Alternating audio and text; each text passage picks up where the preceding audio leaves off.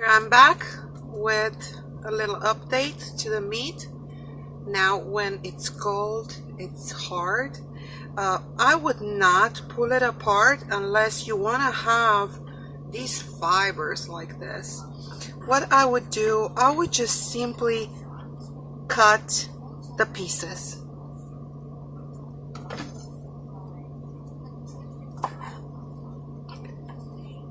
See? And you're going to have shredded meat just by cutting it, just like this. There you go. I think this is the positive end of the recipe, and you can add even more flour to it. Let's say 1/3 of a cup to make it even more solid. This is what it's going to look like. And let me do something with this meat. I'm not gonna leave it like this. This is the form in which is right now is just the beginning. Now you can use it to cook it, to fry it, to do whatever you want to do with it. So let me get my frying pan going, and we'll go from there.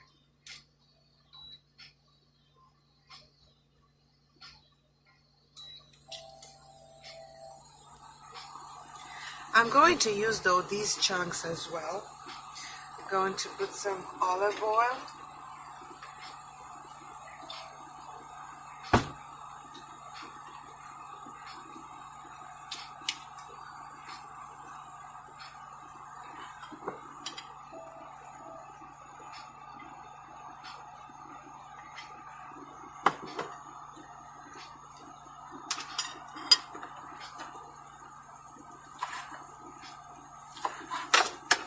Gonna cut it in smaller pieces again.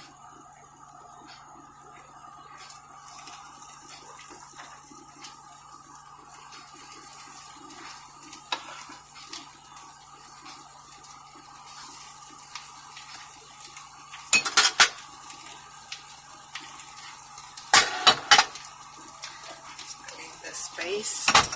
I don't like it dirty.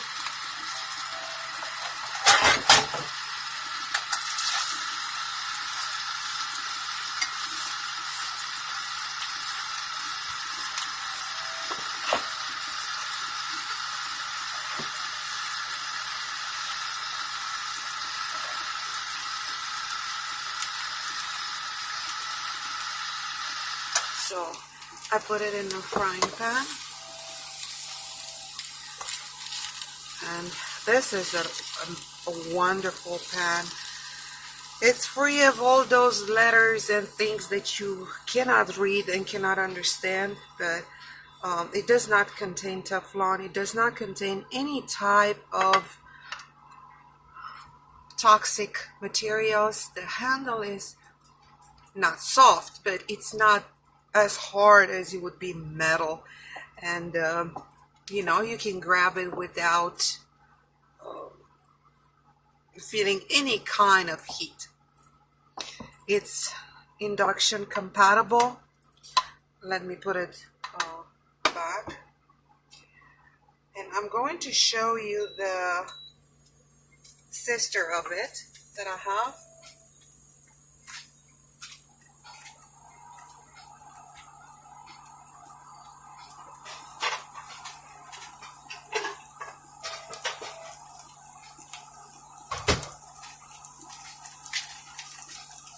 Pretty expensive, but it's worth the money. This is what it's called. It's karoti. I don't know how to say it. It's induction compatible, like I said. It's solid aluminum, and it's PF whatever free and all the things free.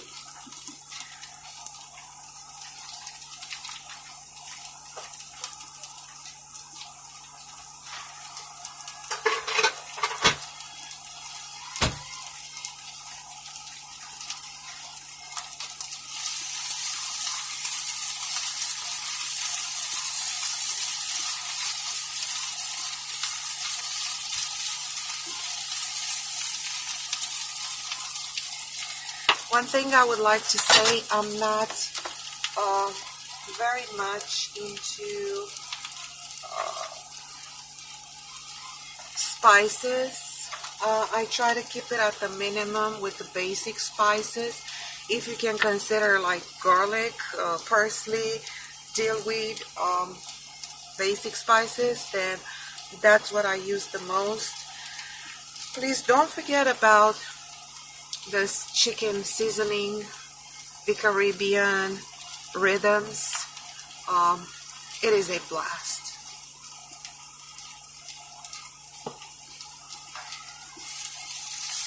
So my chicken is going on the stove.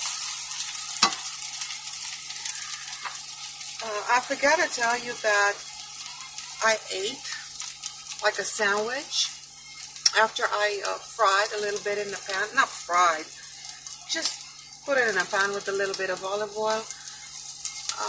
And it was good. It was good. The mushroom fiber gets a little softer because when you take it out of the pressure cooker, the fiber is still a little bit hard. So if you don't like that consistency, that texture, you can skip eating it right then and there, and you just put it in a pan and cook it the way you want to cook it.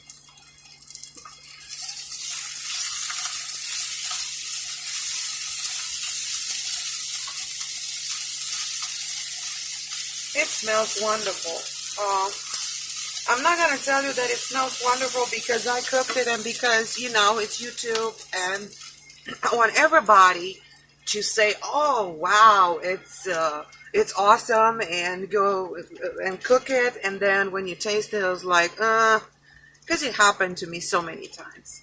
I took so many recipes from YouTube, and I spent hundreds, maybe thousands of dollars in all the spices and all the ingredients that I wanted.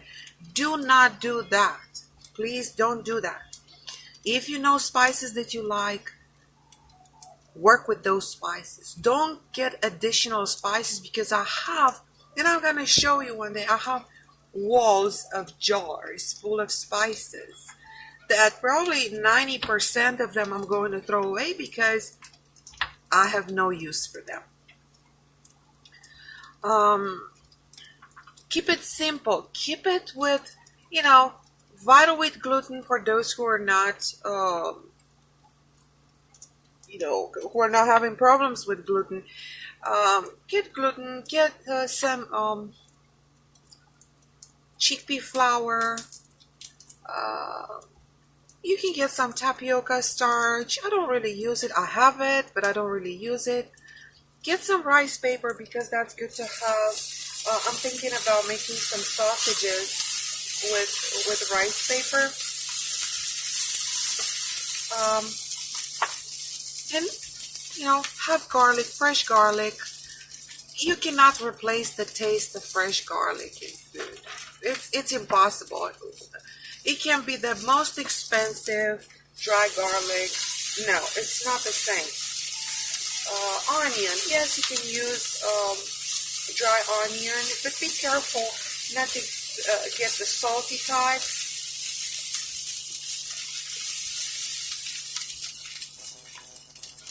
And herbs.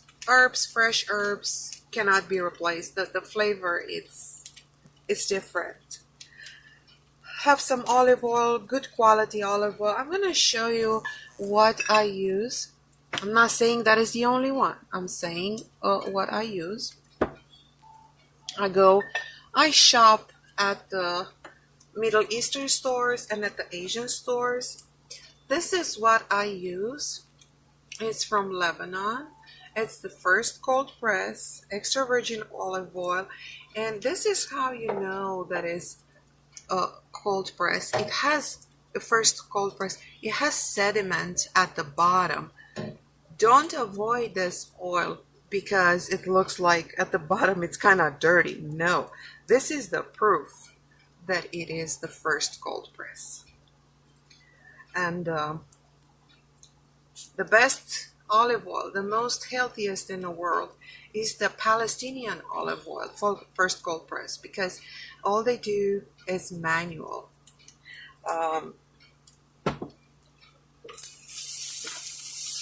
Then it's the Lebanon. I have Turkish olive oil. It's good, but the Palestinian oil and the Lebanese oil are the best.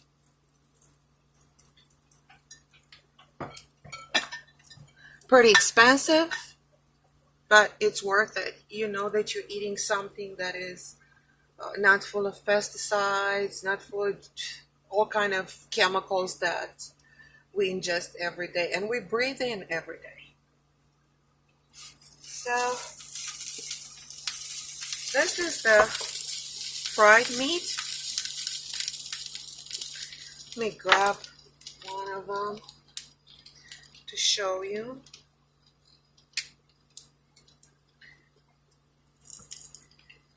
This is one of the pieces that I just cut, and it has texture. You see it? It stayed together. It didn't come undone. All that you see here with all kind of strands, it's the meat that I shredded while it was hot. But the one that I cut, it stays together. And now you can go ahead and, you know, make a little stir fry, or, you know, it's up to you how you want to cook it. But as it is right now, it is eatable and it's very tasty. Please don't forget to add a little bit of salt, because I didn't add it to my recipe. I just counted on the little bit of salt that the Caribbean has. For me, it's more than enough. I hope you're gonna like it, because I do like it. It has flavor, it has taste. It's a little bit sweet. The mushrooms are a little bit sweet. I didn't use any kind of sweetener in this recipe, but it's very well balanced. The Caribbean, it gives the chickenish, flavor, and the garlic, extra garlic that I added because this one doesn't have a lot of garlic. The extra garlic, the rice paper that is a little bit sweet, you know, created a balance that is very agreeable to the taste buds. So thank you everyone for watching. Please subscribe. If you enjoy my video, please give it a thumbs up, and subscribe and make sure that you receive notifications, because I am going to try to upload videos very, very often, as I cook every day for myself. Just a little bit, but I do cook every day. And, you know, who knows, maybe we can work together and make the perfect recipe of the gluten-free meat imitation. Thank you for Corin, and thank you to Corin, CUSUSU, and Connie's RAWsome Kitchen. They are a great inspiration to me. No offense, guys. I am not going to use so many spices, because I said that I don't like them, but I don't say that what they cook is not tasty. I'm just saying that I do not eat so many spices. But the base recipe that I get inspiration from, it's awesome. And like they say, you know, work with your own spices the way you like them. And bon appetit. Thank you, and I'll see you soon. Bye-bye.